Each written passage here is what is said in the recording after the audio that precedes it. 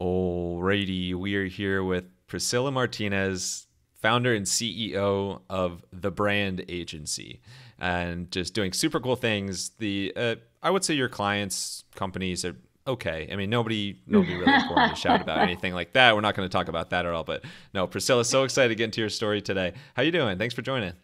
I am so honored to be here. Thank you so much. Huge fan. I know we've been chatting through a few of the people that you've had on here in the past, so I am excited to join their ranks. Oh, thank you. No, that means a ton, and honored to be here as well, and honored for you to join their ranks, and also for them to join your ranks. It works both ways as well, so we'll get to all that today. And we could just keep going back and forth, but actually, I have some questions too. So, before we get to the brand agency story, I saw that you went to Pepperdine, I which did. I found out about Pepperdine because there was one day I was really bored a long time ago, and I was looking up what are the most beautiful colleges in the U.S.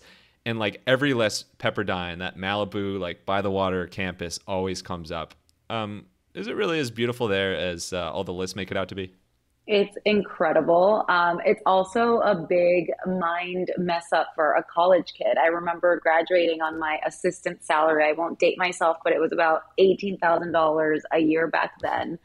And, fresh, my first job, and remember thinking, why can't I afford Ocean View? Like, what is wrong with this equation? Because we had Ocean View in our dorms at Pepperdine, if you can believe that. Not all of them, but a few lucky people got Ocean View. And it really does feel like a resort when you're walking from class to class. There's tennis courts and pools and just beautiful, people, sun out, everyone is tan. It is not a normal place to go to college, and I got so lucky to spend 4 years in Malibu. It's still one of my favorite places in the entire world. Yeah, and for anybody who's not familiar, just Google pictures of Pepperdine's campus, and then you'll probably lose about an hour going through that. But no, it Exactly. just seems like absolutely beautiful place to go to school. We have another cool view over here that I wouldn't say it's quite Pepperdine, but I'm in Hoboken, and Stevens Institute of Technology here, right on the river. They added two new dorm buildings that are like beautiful, and they look over Hmm. the river, and they look just right, like you're pretty high up, and you look right at the New York City skyline. And I've been thinking lately, like, how do they decide, or like, what's the lottery? Like, how do you get into one of those skyline facing ones? Because I can't imagine that as a freshman either. Yeah, it's nuts to think about the places that we get to explore from school or even work now. Work trips have taken me to so many amazing places. I just got back from Cannes Lions, and you want to pinch yourself and say, oh, so lucky to be able to do this and have that be, my responsibility, right? My job or my school. It's pretty awesome. So that is pretty awesome. Ken Lyons, which I will never pronounce correctly. Maybe I just did there actually, You but did, you did. thank you. All of the pictures and videos from that seem make it look almost as beautiful as Pepperdine. But what was what's the vibe actually like there? Like what's your biggest takeaway from being soaking all of that up? Yeah, you know what? There's so much activity, there's so much energy, there is so much networking going on. It's certainly valuable. I feel that this year had an inflection point. You had a lot more celebrity presence. You had Pookie from TikTok, walking the streets of the festival. There's so much going on. There's so much value, but you can also get sidetracked a little bit into the nightlife things that happen. I jokingly posted something on my personal channels that said, Ken Lyons equals Vegas. And it's just, there is so much going on. You're walking down and it's like unts music, people dancing on the beach, people, there's so much craziness. So I think you have to be really disciplined and, have an action plan. You can't just head there and try to figure out what to do. You need to have your meeting set up and figure out what events are worth your time and making sure that you're meeting with the partners that are valuable for you to meet with. But all in all, again, such a beautiful place to do business, such a beautiful place to network in. Very, very lucky to have been there.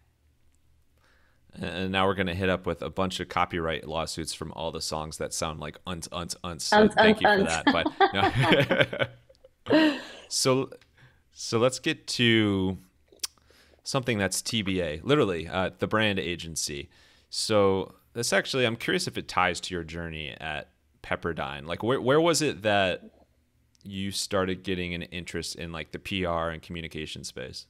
Yeah, absolutely. It ties in with my college experience. I mean, I grew up in a small border town. PR was not a thing. If you came from my household, you were a doctor, you were an engineer, you were a lawyer or a teacher, no other, career options. And I'm being a little facetious, but, that's the truth. And I got to Malibu, had my college experience, and it was just so many different doors opened up, and I was learning about so many things that I didn't know even existed. So, for instance, back in the day, again, I'm dating myself, there was this thing called the Kodak House.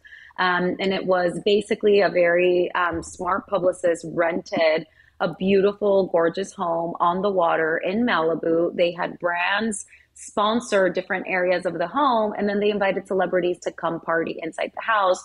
And lo and behold, it was, Vanessa Hudgens holding a Neutrogena sunblock as she was, throwing a volleyball with her friends, or Lindsay Lohan, Paris Hilton. These were the celebrities of the day.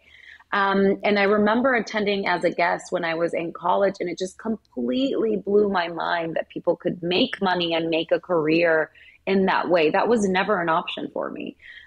So that certainly, piqued my interest. And after that, I started actively looking for public relations internships. And I want to say maybe 80% of my internships in college were all based around public relations. I was schlepping product and clothing and sunglasses to reps and stylists, and then, doing doors at events and just really trying to get my foot in the door any way that I could, because I had experienced a fun job, right? In my mind, you graduated college and then you sat down at an office 9 to 5, Monday to Friday, every single day. And for me, knowing that there were options that took you to a beach, or that, helped you plan and come up with an amazing idea for an event that got a client a ton of conversion, like that was very novel and very interesting. And definitely I am still very much an extrovert, and that really, went well with my personality, having a job that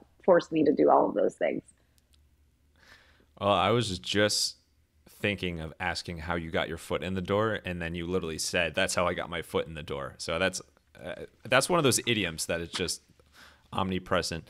But Yeah. so you had that initial feeling of, wow, this career seems really cool. Like, I didn't know this could be a career. How far along the way was that kind of reinforced that, like, not only do I want to do something like this, like I want to actually start my own agency one day? Right out of college, my first job was at the largest privately held public relations firm, which was so cool. And I was just at the front lines of when the industry was changing. It was, I started when we were sending out press releases via fax, which is so crazy if you think about it. We got our first Blackberries and we thought we were ruling the world. And I got to work on really interesting accounts. I was there when the industry shifted to focus on bloggers. We didn't call them influencers or content creators back then. It was such an exciting time. It was so good. Print was still king. I mean, there was so much going on. So I was at that agency for about 8.5 years. And there was just a point where I was bringing in my own business. I was managing my own accounts. And I knew that there was something about the culture that I wanted to change. I think PR back then, and maybe in some instances still is a very cutthroat environment. You are competing even with your colleagues in your same office. And that was something that I wasn't so keen on. I really wanted to work on clients that I absolutely loved and was passionate about. But I wanted to do it in an environment that spoke to, the way I liked doing things. And that really, end of the day, made me incredibly happy and fulfilled, right? So that's when I decided to, put up my own shingle. It was 8.5 years, maybe 9 after I accepted that job as an assistant at that agency. And I took all the learnings, I took, all the relationships that I have made, and I funneled that into what is now the brand agency. I was just about to ask you how you put up your own shingle. No, I'm just kidding. So, Funny enough, I remember my first little office. It was a two office in Beverly Hills. It was walking distance from the Four Seasons, so we would take our meetings there. It was such a fun time. There was so much energy, and I was so excited about everything. so you mentioned that, and by the way, for if we do end up keeping that in the video, we have a history on this I saw. podcast of a thumbs up or thumbs down appearing. You're the first thumbs down appearing, even though it was a I great didn't answer. understand So why. thank you. Yeah. I'm like, should I It's redo that answer? something with Apple reactions. No, it's okay. We can work it out. It's actually hilarious. But two thumbs up for that. But I so that's a big hurdle of getting your first place, starting to have meetings at like a huge, awesome hotel, great reputation like that. You mentioned clients and that you started gaining a lot of like great clients, and then at some point, I mean, I don't know if you would consider yourself known for this or not, but at some point, the brand agency, like, you started to work with like not even Fortune 500, Fortune 100 companies, like Fortune 5 companies, and like literally Correct. like Apple, Amazon, Netflix, Disney, Hulu, like all these amazing companies. So there's a whole company side. Let's dig into that first. How did you get your foot in the door? No, I'm just kidding. I'm sorry. How did you start to get like huge, some of the biggest companies in the world to Yeah. work with you? Absolutely. It wasn't an overnight thing. And I think we're sometimes tempted to, kind of look at the past or re-experience the past with rosy colored glasses. And it certainly was not the case, right? At the beginning days, it was taking a meeting with any and everyone that would meet with us. You had to prove yourself first and foremost. And I think, slowly but surely, our first client certainly wasn't Apple or Amazon, right? But through very consistent work, through very hard work, and through being nimble, I think this is a characteristic that is oftentimes not given the spotlight and importance that it deserves. But being nimble, like we would get calls from people saying, "Hey, I spoke to three other PR firms and they can't crack this nut. We need XYZ KPIs for this project that we've already invested this much on. Can you get us any headlines? Can you get us any, activity surrounding this?" And a lot of the times we were the last call, in those beginning days, we weren't the first or second that people would go out to try to, get solutions out the door. So being known for someone that is nimble, being known for someone that can always find a creative angle certainly helped us get there. I remember the first project we took up with Amazon, the call sounded something like, "We have this thing, everyone is saying it's not going to work. We really need it to work because we've already, invested all of these time and resources into it. We need headlines. Can you help?" And it was just not being afraid of saying yes. And also, knowing and trusting that we had the network, that we had been preparing for this for years, that, if a door closed, that we knew we were going to knock on another one and another one and another one until we reached an open one. And I think, building that, reputation in the industry as a team that can really go out there, be nimble, and get the job done, even if it means rolling up your sleeves, even if it means getting a little bit dirty, even if it means, working a little bit longer on a project that you didn't anticipate taking up so much of your bandwidth. So, with that, being said, I think really during the beginning days, putting your head down, no client was too small, and then having it build, one upon the other. It was a very steady progression. Now looking back on it, when you're, standing in one position and looking down at everything that you have done, again, you're tempted to, credit yourself a little bit more with being a bit quicker with things, but it really wasn't that way. It was a slow build, and it was a very consistent build, and it was, that daily hustle. It's kind of like going to the gym, right?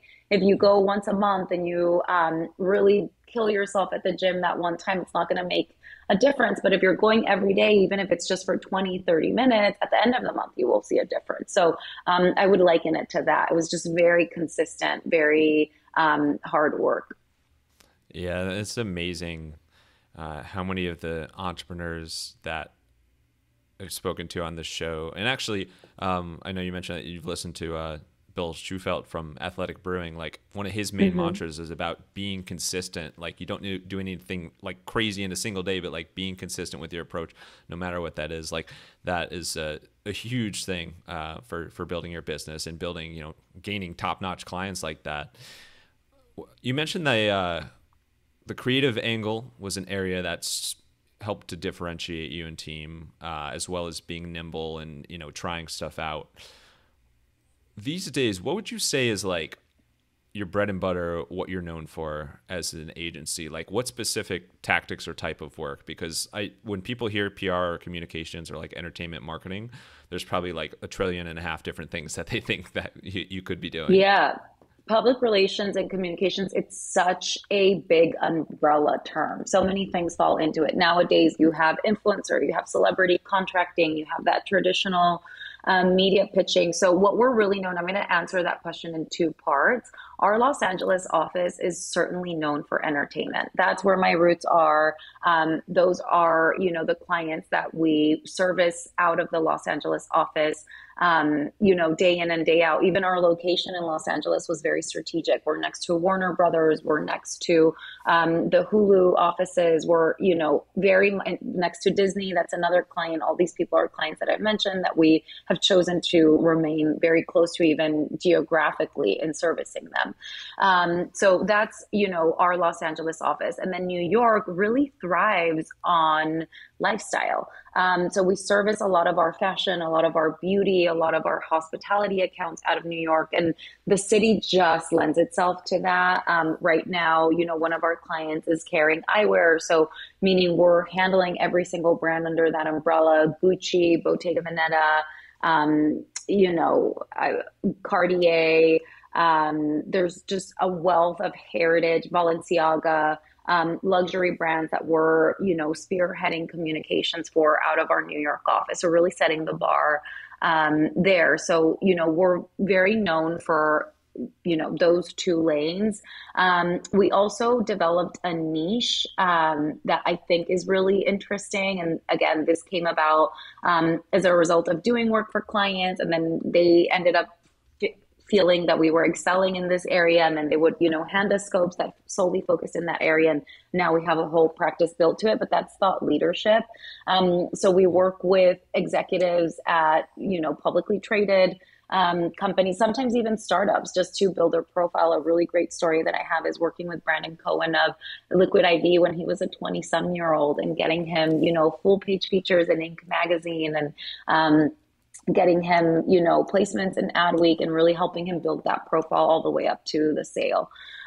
So that's another area that we really excel in. So to answer your question concisely, I think entertainment, lifestyle, and thought leadership are things that people come to us quite often for.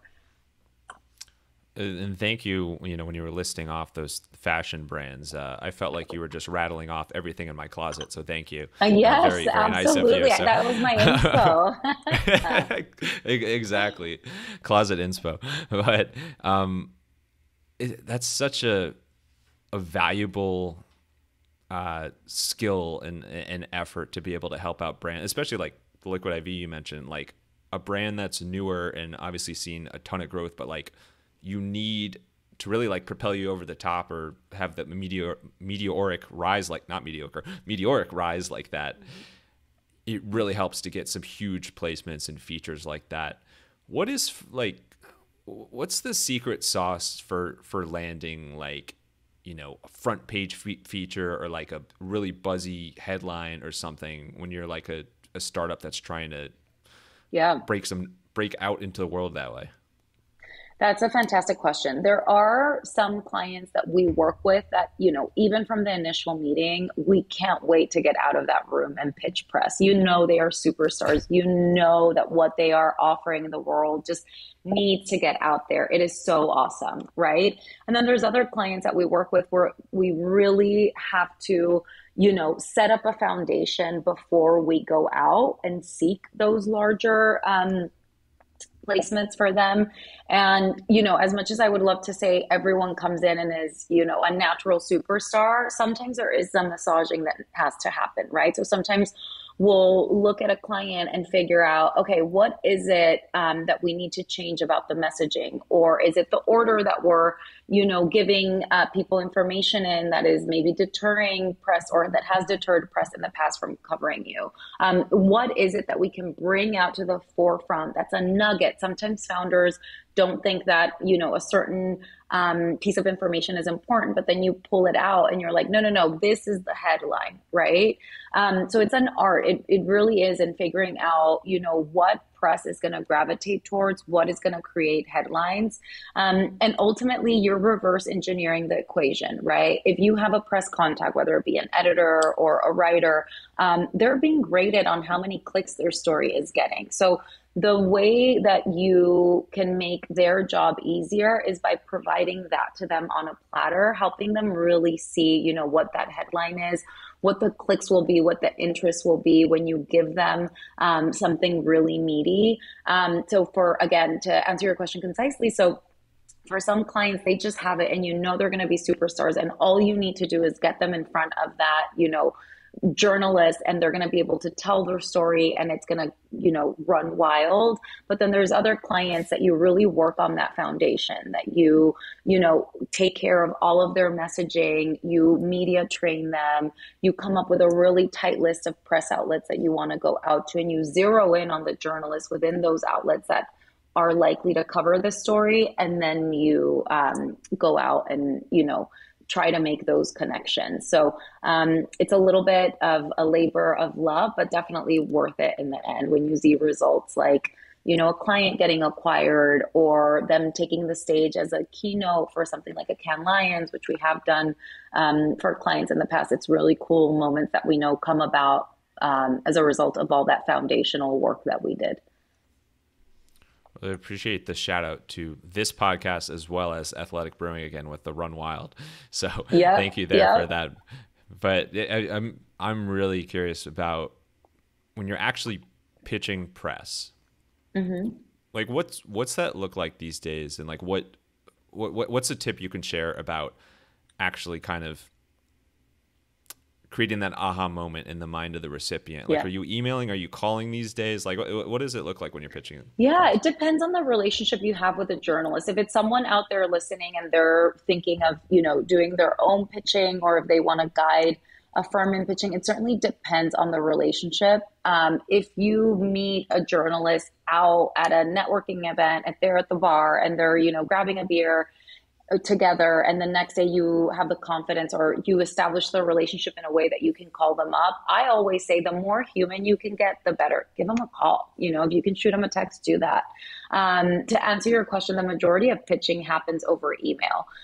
If you don't have that personal relationship with a journalist and it's a lukewarm relationship or a cold relationship, there is nothing worse that you can do than call a busy person when they're in the middle of a deadline and ask them for a favor and you haven't done anything for them in the past. So avoid that if possible. And the way to actually get in there and rise above, you know, all the noise that is in their inbox is making sure that they know that you are paying attention to them. You know, you're going to go out and ask for a favor. The least you can do is be educated on what it is that they do, what it is that they like, past articles that they have had. It would be a miss if you email a journalist and you don't mention anything about a like-minded entrepreneur or a like-minded brand that they have covered in the past. You want to make sure that you're always nodding back to the amazing work that they have done. And it doesn't have to be the most recent story. It can be an article that you took inspiration from, you know, a couple months ago, a couple of weeks ago, but making sure that you're saying, hey, I care about your work just as much as I'm about to ask you to care about mine. And also in that process, when you're familiarizing yourself with these people's, you know, past stories or beats that they've covered, events that they've attended, you should know if this is the correct person to pitch or not, right? If you know, zero in on someone and as you start learning about their past work, you realize that this isn't something that they are likely to cover, don't waste your time, don't waste theirs, forego the pitch. I think we also have to be very realistic about the people that we are reaching out to. In the advent of AI, I know I get about 10 AI emails a day about, I can help you, blah, blah, blah, with your, it's just, there is so much noise out there, right? Don't become a part of that problem. I think you really have to come in and make sure that you know that this is a perfect pitch for them. So do all of that work up front, read their stories, familiarize yourself with their profile. And then if it's a fit, let them know in the intro of your email that you are aware and that you have been studying everything that they have done, and that you have something that you feel might plug into their beat and into what they are covering, and then make things really easy for them, right? If you're, going back and forth on scheduling, don't say, what day do you want to meet? Say, hey, here's a scheduling link. And I've also listed, 3 times here below. Let me know what works. I'm happy to send the calendar invite with the date. So make life as easy as possible to them. So that would be my advice if anyone is thinking about starting pitching. I wish those AI email pitchers out there would actually say, I can help you, blah, blah, blah. At least it would be like transparent and like stand out a little bit, like if they use those actual words.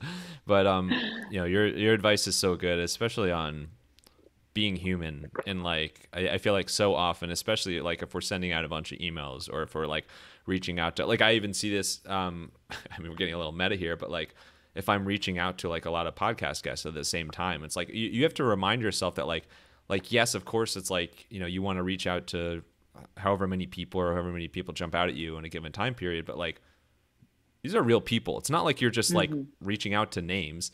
And like, the more human you are and like the more like relevant you are and timely and also flexible, and the more you have a Calendly link, the better. So that's incredible advice. And speaking of human, so we kind of foreshadowed earlier, but you have huge clients as a, Fortune 5 companies out, as we've mentioned. But also on top of that, like by now you've worked with a ton of like big name A-list celebrities, which is like a whole other ball game. What would you say, how would you characterize working with celebrities compared to like maybe what you might have expected beforehand? Yeah, certainly. I think, and again, given my background and where I grew up, celebrities were in this pedestal and they were, demigods, and it was just untouchable, right? And then you go in there and you start working, and you're, spearheading strategy for a launch that they have, or even things as little as helping them walk down a red carpet. And you realize that they're just like us. And I know that sounds so cliche, but it is so true. You have to make sure that, there are certain rules that change when you're dealing with a celebrity. If you're walking Kim Kardashian down the carpet, you're not going to be chummy with her and say, hey girl, can we swap cell phones? Let's make sure we stay in touch. That's just not the way you're going to get anywhere in this industry. Sorry about that. Yeah. You're not going to get anywhere in this industry being that informal. But end of the day, they are just as nervous sometimes, in these instances when you're leading them through a launch, or they have just as much doubt or imposter syndrome, or they're just as worried about what people are going to say. So it really helps to get to that, down to that human level. And really, I find that we're part publicist, part psychologist sometimes, and making sure that you're talking them through all of those emotions that are popping up. I think the difference between a celebrity and a brand is that a brand, when you are working with a brand, it's a huge executive team. And if something goes wrong, that fault can be divided and split up amongst many, many people. And when you are working with celebrities and they're the face of a brand or the face of an initiative, if anything goes wrong, if there's an ounce of negative press, if they looked the wrong way during the launch and someone happened to snap a picture at the exact correct moment, it's all on them, right? And it's their name that gets dragged through the headline. So really having grace for that, and trying to figure out what it might feel like being in their shoes, and then acting accordingly, saying, okay, listen, I know you're nervous about XYZ. this is the plan that we have in case this happens. And by the way, we don't think it will, but I just want to let you know that we have knowledge, about this type of issue, that we have gone through it in the past successfully, and that we are your team and we will become available to you should that happen. But we expect things to go, in this way. So making sure that you have that grace and not just, operate from, oh my gosh, they're so difficult, or, oh, they're impossible to deal with. They don't know anything. Executives are so well versed in, communications, versus someone that is slapping their name on something, but really having that grace and figuring out there is a reason for that neurosis, and making sure that you honor that. So I'd love to switch gears a little bit. You mentioned that you're part publicist, part psychologist, and you're also, you're part entrepreneur and business owner, but then you have, your home life and personal life beyond that. And I would guess that you're at least a slightly busy person. So it's a lot on your plate. How do you manage that balance of like being able to unplug and like detach from business, like if you're able to at all? Yeah. You know what? I think one of the biggest lies that entrepreneurs are sold is that you're leaving, your 9 to 5 to have this beautiful, cushy life. You're leaving your 9 to 5 for a 24/7. And I know that's a common, trope that we hear in business, but it's the absolute truth. I was just on vacation, with my husband, and I checked my email every single day. And that's okay. This is the life I chose, right? And this is the way I do things. And it actually makes me feel a little bit better to be able to keep tabs on things while I'm out than coming back to, a week of issues that compounded. So I think as much as we try to keep that balance, I once heard Jeff Bezos be interviewed, and they asked him about work-life balance. And he said, it's not a balance, it's a harmony. And he couldn't, I couldn't agree more. I think you have to realize the things that you're giving up when you choose to be an entrepreneur and to, put up your own shingle. But also there's so many benefits that come with that, right? So you, as an individual person, need to take stock, and figure out what's important to you and when that balance, is in a good place for you, and then when it tips and it's not working for you any longer. Because the truth is you can't really shut off. I mean, this morning I was having breakfast with my toddler and my laptop was next to me, right? And I don't think that I don't think a lot of working moms will admit to that. I think there's a lot of shame and guilt, especially amongst moms regarding, having technology out when you're spending time with your kids, but that's what works for us. If I want to sit with my son, for 1 hour before he goes to school, I need to have my laptop out and maybe shoot an email or two while he's getting a bite of eggs in. And again, I think we strive for balance, but the best we get is harmony, and just figuring out what makes you happy and putting everything in a balance, and, staying in this path for as long as it works for you. Yeah, harmony is a beautiful word, and I can definitely get behind that. Like it just gels together and can complement and work together. But yeah, it's definitely not like a 50-50 split and all right, I'm unplugged. Yeah. But I'm curious from a creativity standpoint. So like, how do you, besides, people being referred to you, how do you seek out and get inspired about like who might be a cool celebrity to work with, or who might be a really cool company to work with? Like how does that facilitate? Absolutely. And I think on top of everything else that we're balancing as publicists, you have to keep your finger on the pulse. Like there is no, I don't know about that, or I haven't heard of that, influencer that the client is suggesting. You really have to know your stuff. So making sure that you're paying attention to media that matters right now. TikTok is incredibly popular, and a lot of our new celebrities are coming out of there, and a lot of our influencers that are TikTok? Moving product. No, I know, right? I was like, you're about to jump off. I'm like, lost connection. Sorry. I hope you're joking. Yeah. So, even though I'm a dinosaur and TikTok is not serving, my age group, and, I'm not about to record videos myself. I do have to lurk. I have to figure out what's working, what's not. What brands are killing it on TikTok, what brands aren't, what celebrities, are doing really well, and then offer up solutions to clients that include that platform, right? And this is just one example, and things ebb and flow. And, we know that there's so many things that come in and they have a pop of attention, and then, they leave, but we don't know what's going to leave. We don't know what's going to stay. So as a marketer, as a publicist, as a communicator, you really have to keep abreast of everything that is going on, and then start taking those measurements for your client. Is it worthwhile to invest time and resources? But you do have to, know what the hot series in Netflix is, and who people are talking about on TikTok, and what breakup is trending. You really do have to stay on top of your pop culture. Do you have any special tricks for staying so abreast on all that, influencers, pop culture, all that? Like, it's a lot and it's always changing.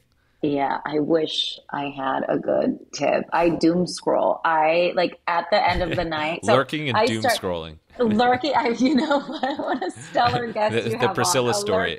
Yeah. For instance, social media for me, it started in talking about TikTok specifically. I said, I'm going to do it for a few minutes a day while I brush my teeth, right? And then after that, enough, because you can get sucked in. And then it went from, just brushing to brushing and flossing. And then it went to like taking the TikTok, to bed, and spending a few more minutes on there. So there's no perfect formula. I do have to say, a few more. And then next thing you know, you're like, okay, this is not healthy. But what I do have to say is that I work with really cool people. And I'm not just saying that. I love every single person that comes into the office. And I learn a lot from them too. Like sometimes it's just your water cooler talk. Like I'm making a coffee and someone is talking about this influencer, or a young publicist says, I just gifted this person, and you kind of get into conversation that way. So I feel like I'm using them to suck a little bit of their youth and digest it myself. But I think, keeping good company is one. And then, even if it's just a few minutes here and there that you squeeze in while you brush your teeth or floss, just trying to keep abreast, at least, knowing how the platform works, knowing, the big players, so that you can go into a meeting prepared should a client have any questions. So let's switch it up yet again. I want to wrap up with it's a couple quick segments that are, let's do it, pretty different, but it's more on the personal side. So like this is about you and kind of just your personality. It doesn't have to tie to the business at all. So this first segment is called The Unusual. So pet peeves, quirks, weird talents. We'll start with weird talents. So weird talents or party tricks. What is something that you just like have a knack for, like you're really good with it? It could be something around the office or around the house or something, but it has no impact on the business. No, I can make a kick-ass pina colada. I will make you drink 3 of them. It does not help Sounds good. with anything business, but it's very refreshing. I can tell you that. Wow, that's good. I think just hearing the name pina colada just like puts you in a nice mood. I know. Transports you somewhere all the time. Yeah, exactly. Changes in latitudes. All right. What is a quirk you have? Like something a little quirky about your personality, your husband, your toddler, team. Somebody calls you out for, but it's who you are. I do this thing with my lips that I don't notice I do. People say that I'll, like when I'm resting and thinking, I'll do that. I'm sure your video will capture it. People, I should have paid attention from the beginning. We'll have to watch the tape on this. And I am humiliated every time somebody brings it up. But there is no... Well, I haven't noticed it, if it's any consolation. And you can have a media coach for the ums and the likes and all of those things. No one teaches you how to stop those things. I don't know what's going on in my brain. I don't know if I'm thinking about something and that's... I don't know what you'll play the video back and then tell me if you agree. Yeah, appreciate it. We're just gonna have one still shot of you making the face, and that'll be the that's the hero shot the whole video. Exactly. All right, and then pet peeves. What is something, besides when somebody calls you out for making that face, what is a pet peeve you have of something that just kind of like ticks you off just a little bit? I wouldn't say a little bit. This is a lot. Getting asked a question that the answer is readily available for.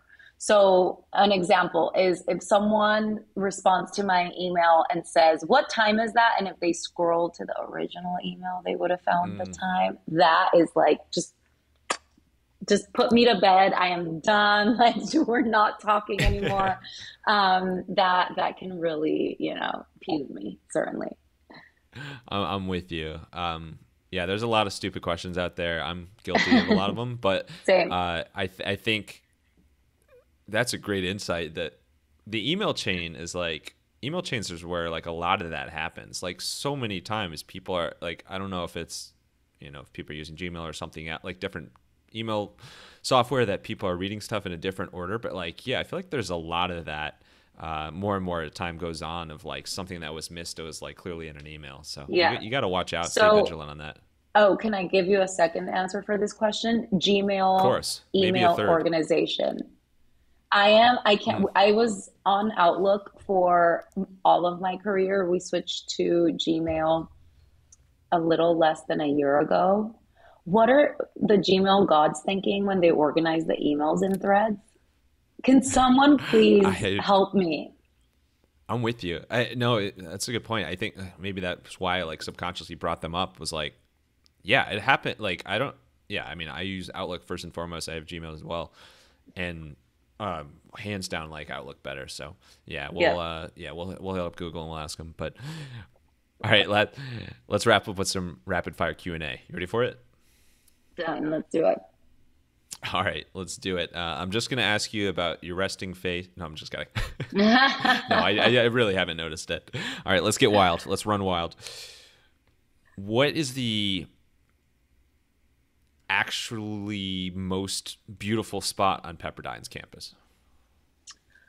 Oh my goodness. There's so many of them, honestly, and I'm not just saying this. Like there's the dorm room row for freshmen.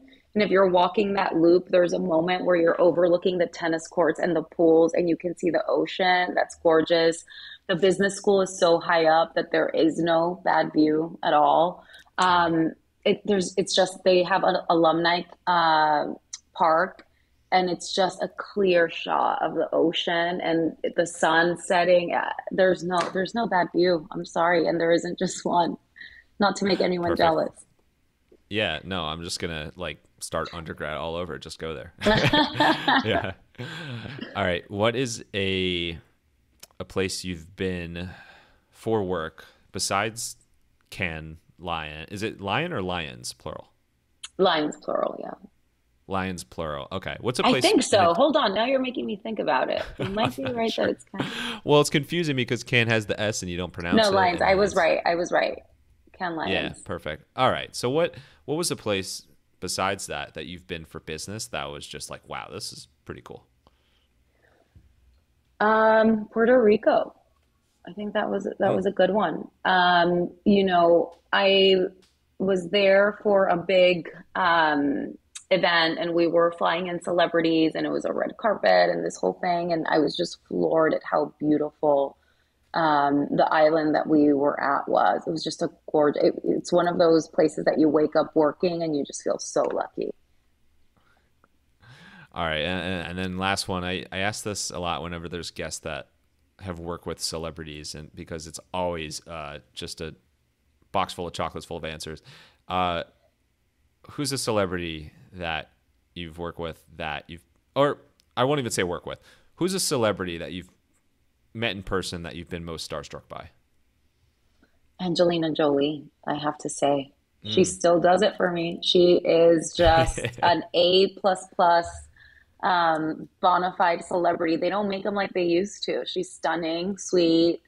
I had the chance of being in her home, and it was just like her introducing herself as if I didn't know who she was. I'm like, of course I know who you are. So yeah, Angelina Jolie would be my answer. Wow, unbelievable. So we've gone from Pepperdine to Mr. and Mrs. Smith. Priscilla, thank you Yep. so much. This has been absolutely awesome. Just love what you're doing, and congrats on all the growth and success with the brand agency. So cool. Where's the best place if people want to learn more about the brand agency, or if they want to connect with you online? Probably on your TikTok where you're doing like the flossing dance. Where's the best place for that? So I am well, our company is thebrand-agency.com. And you can find a bunch of our client work there, and a few of our team members are listed as well. And then if you want to find me personally, I'm at Pris Martinez on Instagram, and then Priscilla PR on LinkedIn. So easy to find, and I would look forward to connecting with anyone. Perfect. Perfect, Priscilla. I find that I use the term perfect a lot, and it works out naturally when the name starts with P. So Yep. there you go. Priscilla. Yep. Pris for short. All right, last thing. Final thoughts. The stage is yours. The stage is yours, even if I can't pronounce it. Uh, Final thoughts could be a words to live by, just a quote, a short bit of advice, whatever you want. Send us home here. Yeah, I would say just continue being nimble. I think that that's my motto in life, making sure that you're able to switch and be quick, and make, and with anything, with life, the only thing that you can prepare for with life is that it's not going to go the way you planned. So making sure that you're able to switch your mindset quickly and get up and brush yourself off, and get to what you have to do. Bring on the bongos.